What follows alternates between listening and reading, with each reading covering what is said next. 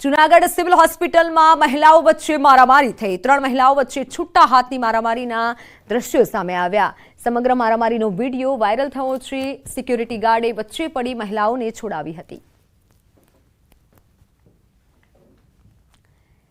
જૂનાગઢના આ દ્રશ્યો છે કે જ્યાં સિક્યુરિટી ગાર્ડે વચ્ચે પડી મહિલાઓને છોડાવી હતી। મહિલાઓ સિવિલમાં જ મારામારી કરી રહી હોય તેવું સામે આવ્યું છે। આ વિડિયો અત્યારે વાયરલ થઈ રહ્યો છે। 3 મહિલાઓ વચ્ચે છૂટા હાથની મારામારી થઈ હતી। જો કે સિક્યુરિટી ગાર્ડે આ મામલો હાલ શાંત પડાવ્યો છે। ભરૂચના અંકલેશ્વરમાં સ્પામાં હોબાળો થયો છે। સિગ્નેચર પ્લાઝા ખાતે આવેલા એક સ્પામાં યુવતીએ તાંડવ મચાવ્યું। સ્પાની બહાર 5 થી વધુ યુવતીઓએ તોડફોડ કરી। યુવતીઓના હોબાળાના સીસીટીવી વાયરલ થયા છે। હોબાળો કેમ મચાવ્યો તે અંગે હજી સુધી કોઈ સ્પષ્ટતા નથી કરવામાં આવી। આ મામલે ફરિયાદ થઈ છે કે નહીં તે અંગે ખુલાસો હાલ નથી કરવામાં આવ્યો। મુંબઈના વસઈમાં સુરતના ગ્રીસમાં હત્યાકાંડ જેવી ઘટના બની છે। પ્રેમીએ પ્રેમિકાને જાહેરમાં હત્યા કરી નાખી। જાહેરમાં યુવતીની હત્યાના રૂવાડા ઉભા કરી દેતા સીસીટીવી સામે આવ્યા છે। વસઈ ઈસ્ટ ચિંચપાડા વિસ્તારમાં સવારના સમયે પ્રેમિકાની બહેરમીથી હત્યા કરાઈ। રસ્તા પર જઈ રહેલી યુવતી પર પાછળથી હુમલો કર્યો। સ્ક્રૂ ડ્રાઈવરથી એક બાદ એક ઘા મારી મોતને ઘાટ ઉતારી દીધી। 20 વર્ષની આરતી યાદવ નામની યુવતી પર સ્ક્રૂ ડ્રાઈવરથી તૂટી પડ્યો હતો આ પ્રેમી। આરોપી યુવક મૃતક યુવતીના પાડોશમાં જ રહેતો હતો। બંને વચ્ચે પ્રેમ સંબંધ હતો। કોઈ વાતમાં વિવાદ થતા બંને અલગ થઈ ગયા હતા। યુવતી પર શક હોવાથી પૂર્વ પ્રેમીએ તેની હત્યા કરી નાખી। હત્યાનો લાઈવ વિડીયો સોશિયલ મીડિયા પર વાયરલ થઈ રહ્યો છે। વારદાત સમયે રસ્તા પર મોટી સંખ્યામાં લોકો પસાર થઈ રહ્યા હતા। એકત્ર થઈ રહેલી ભીડ મોતનો તમાશો જોતી રહી। યુવતીની મદદે કોઈ ન આવ્યું। પોલીસે આરોપીની અટકાયત કરી છે। પૂછપરછ શરૂ કરી છે। હત્યાકાંડ પર પોલીસે નિવેદન લીધું છે અને પોલીસનું કહેવું છે કે લોકોએ મદદ કરી હોત તો યુવતી બચી ગઈ હોત। આવી ઘટનાઓમાં ભોગ બનનારની મદદ માટે કોઈ આગળ આવવા તૈયાર નથી હોતું। મુંબઈ પોલીસે લોકોને હાલ અપીલ કરી છે।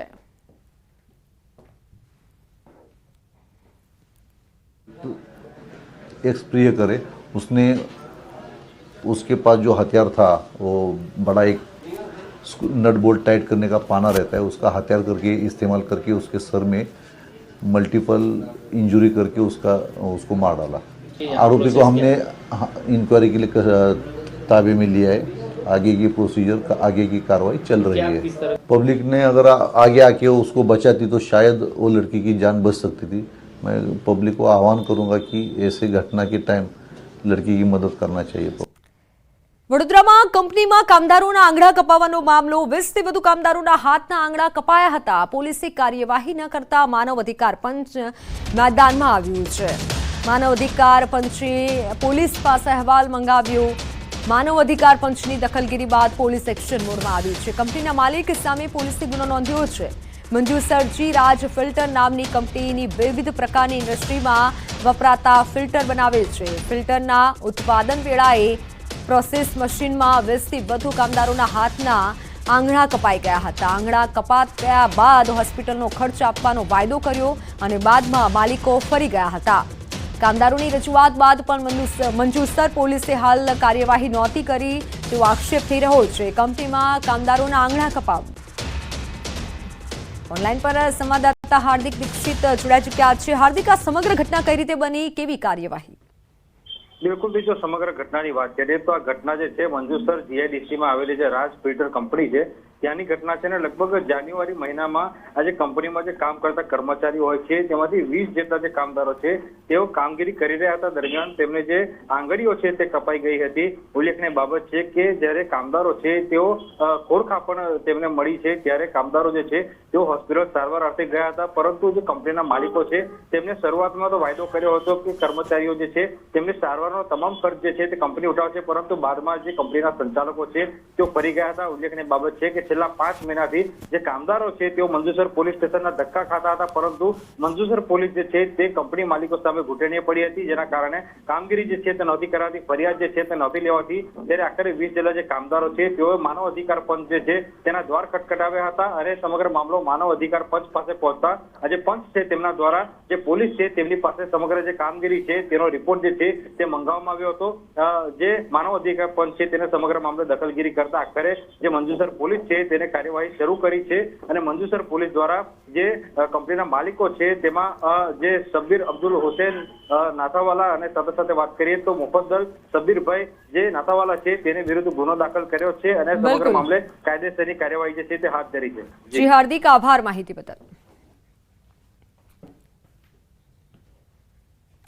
તો હાલ સમાચારોમાં સમય થયો છે વિરામનો।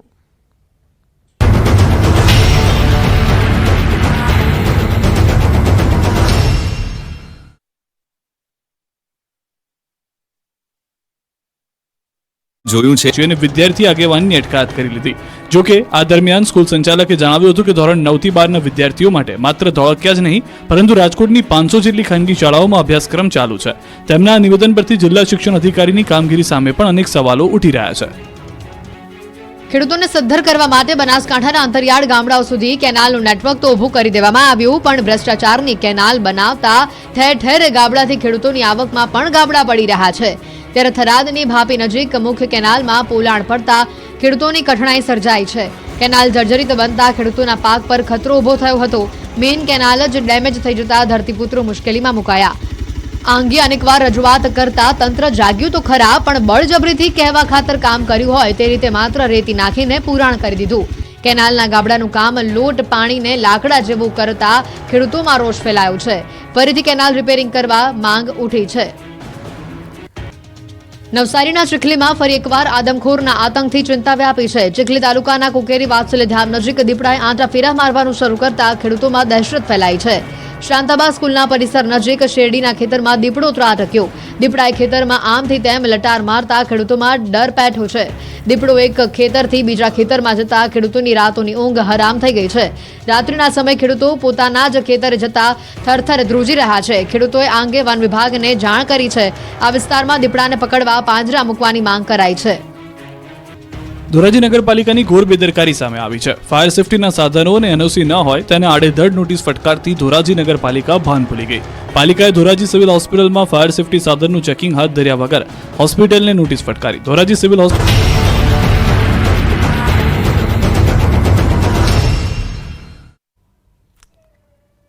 Welcome back. ફાર્મસી કાઉન્સિલરના પૂર્વ પ્રમુખ સામે ફાર્માસિસ્ટ સેવા સંસ્થાનના પ્રમુખ પંકજ મિશ્રાએ સનસનીખેજ આરોપ લગાવ્યા છે અને આ મુદ્દે ફાર્માસિસ્ટ સેવા સંસ્થાનની ગુજરાત ફાર્મસી કાઉન્સિલમાં રજૂઆત કરી છે। તેમણે આરોપ લગાવ્યો છે કે ફાર્મસી કાઉન્સિલના પૂર્વ પ્રમુખ મોન્ટુ પટેલ ગેરકાયદે ફાર્મસી કાઉન્સિલમાં મેમ્બર બન્યા છે। મોન્ટુ પટેલ ફાર્મસી કાઉન્સિલના પદે રહેતા દેશભરમાં ખુલ્લેઆમ ભ્રષ્ટાચાર કરી 3 વર્ષમાં ગેરકાયદેસર કરોડોની સંપત્તિ બનાવ્યાનો તેઓએ આરોપ લગાવ્યો છે। ફાર્માસિસ્ટ સેવા સંસ્થાનના પ્રમુખ પંકજ મિશ્રાનો આક્ષેપ છે કે અનેક રજૂઆત છતાં કાર્યવાહી થતી ન હતી। પૈસાના જોરે મોન્ટુ પટેલ સરકારી એજન્સીઓને પણ ગાંઠતા ન હતા અને તેથી આવો આરોપ લગાવ્યો છે।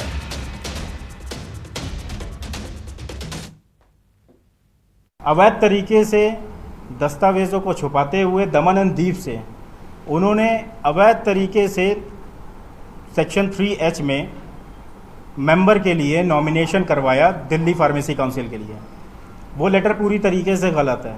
अगर आप उसको देखेंगे, हमारे फार्मेसी एक्ट में प्रोविज़न है कि जो फार्मासिस्ट जहाँ रजिस्टर्ड होगा वहीं पर ही वो व्यवसाय करेगा, वहीं की काउंसिल उसका रजिस्ट्रेशन करेगी। मोंटू कुमार पटेल ना तो दमन द्वीप के निवासी हैं और ना ही वहाँ पर उनका रजिस्ट्रेशन है। गुजरात फार्मेसी काउंसिल में मोंटू कुमार पटेल का रजिस्ट्रेशन है, जो कि मेरे शिकायती पत्र में लिखा हुआ है, स्पष्ट नहीं है। मेरा सबसे बड़ा एलिगेशन भी है, जब सीबीआई के पास में सारे सबूत हैं, सेंट्रल मिनिस्ट्री ने खुद जांच सौंपी सीबीआई को, तो तथ्यों के आधार पर जांच सौंपी गई तो उस पर सीबीआई को सबसे पहले एफआईआर रजिस्टर करनी चाहिए और उसके बाद गिरफ्तारी करनी चाहिए। लेकिन आज तक सीबीआई ने गिरफ्तारी तो दूर, मोंटू कुमार पटेल के खिलाफ कोई एक्शन तक नहीं लिया। और मोंटू कुमार पटेल को सीबीआई ने खुद कई बार लेटर लिखा कि आप ये हमारे पॉइंट्स हैं, इन पॉइंट्स पे आप हमें रिप्लाई दीजिए, इन पॉइंट्स पे हमें रिप्लाई दीजिए। लेकिन मोंटू कुमार पटेल की गुंडागर्दी देखिए, आज तक सीबीआई को उन्होंने रिप्लाई नहीं दिया। આજે ભીમ અગિયારસના દિવસે અમદાવાદમાં જગન્નાથજીના મંદિરમાં ભક્તોની ભીડ ઉમટી છે। અગિયારસના દિવસે અહીં ભક્તો કેરી, માટલી અને સુપડું ચડાવી ભગવાન જગન્નાથજીની આગતા સાગતા કરે છે। જે શુદ્ધ એકાદશી એને નિર્જળા એકાદશી કહેવામાં આવતી હોય છે અને આખા વર્ષની આ મોટી એકાદશી મનાવવામાં આવતી હોય છે। એમ કહેવાય છે કે આપણે 12 મહિનાની કોઈ પણ એકાદશી થાય નહીં, પણ આજની એકાદશીનું વ્રત કરવામાં આવે તો 12 મહિનાની એકાદશીનું ફળ આપણને પ્રાપ્ત થતું હોય છે, એવું સ્કંદ પુરાણમાં શાસ્ત્રોક્ત વિધિ પ્રમાણે લખવામાં આવ્યું છે। અને આજના દિવસે ભીમસેને એકાદશી કરી હતી અને 12 મહિનાની એકાદશીનું ફળની પ્રાપ્તિ થઈ હતી, એટલે એને આજે ભીમસેન એકાદશી પણ કહેવામાં આવતી હોય છે। બસ આજે નિર્જલા એકાદશીનો બહુ મોટો દિવસ છે, તો આપણે જગન્નાથ ભગવાનના દર્શન કરવા આવ્યા, એમને મટકી ગ્રહણ કરી, બસ ભગવાનના આશીર્વાદ લેવા આવ્યા।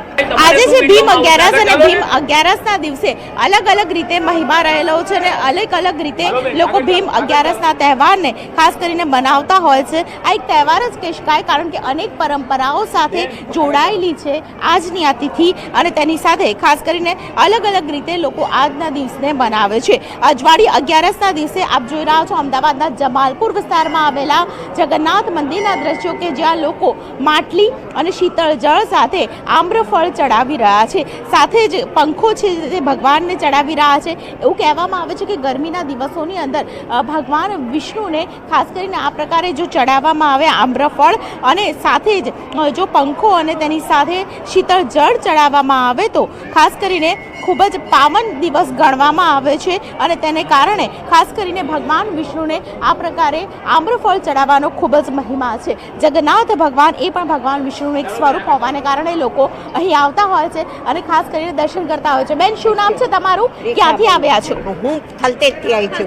હા, શું ચડાવ્યું ભગવાનને? મેં માટલી અને પંખો અને આમ શું કારણ છે? શું કયા કારણ? શીતળતા અને ગરમીના લીધે અમે શીતળતાના કારણે અમે આ જગન્નાથજીના મંદિરે દર સાલ આવીએ છીએ અને આ જગન્નાથજીના મંદિરે અમે દર્શન કરીએ છીએ। બિલકુલ। તમે ક્યાંથી આવ્યો છો? બાપુનગર।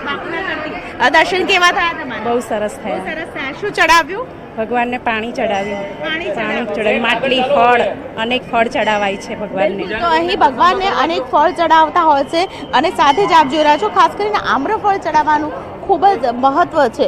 ભીમ અગિયારસના દિવસે દરેક મંદિરોમાં ખૂબ જ મહિમા રહેલો છે અને લોકો ખાસ કરીને દર્શને જતા જ હોય છે, પરંતુ અમદાવાદના જમાલપુર વિસ્તારમાં આવેલા જગન્નાથ મંદિરમાં ખાસ કરીને ભીમ અગિયારસ એટલે કે અજવાળી અગિયારસની તિથિ ઉપર અહીં લોકો છે શીતળ જળ માટલીમાં ચડાવતા હોય છે, કેરી ચડાવતા હોય છે અને આજના દિવસે ભગવાનના દર્શન કરીને ધન્યતા અનુભવતા હોય છે। કેમેરા પર્સન નિલેશ સોસા સાથે દીપિકા કુમાર, ન્યૂઝ 18 ગુજરાતી, અમદાવાદ।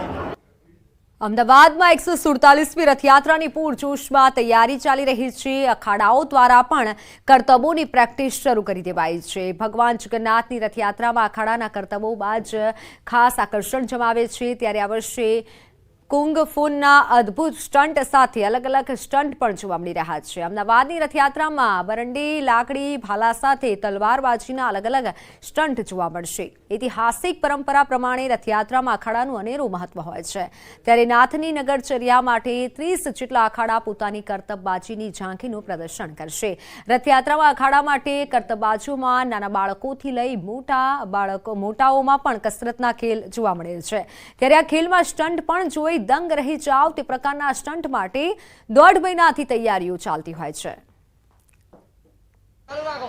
રથયાત્રા પૂર્વે ખાસ કરીને અખાડાની વિશેષ તૈયારી થઈ રહી છે અને આપ મારી પાછળ જોઈ રહ્યા છો તમામ જે અખાડાવાળા છે તમામ લોકો આ પ્રકારે કરતબ કરી રહ્યા છે, દાવ કરી રહ્યા છે અને ખાસ કરીને રથયાત્રાના દિવસે તેઓ વિશેષ પ્રકારે આ પ્રકારે અંગ પ્રદર્શન કરશે અને સાથે જ દાવ કરશે।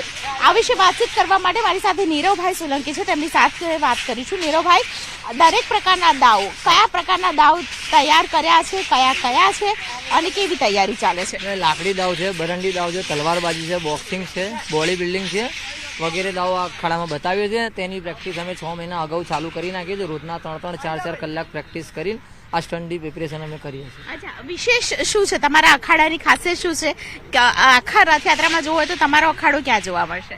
અમારો 2 નંબરનો જય મહાકાળી અખાડા નંબર છે.